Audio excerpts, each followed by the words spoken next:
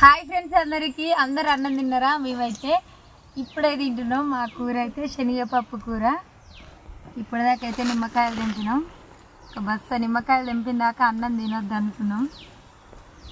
బస్తా అయినాయి నిమ్మకాయలు, అన్నం తింటున్నాం.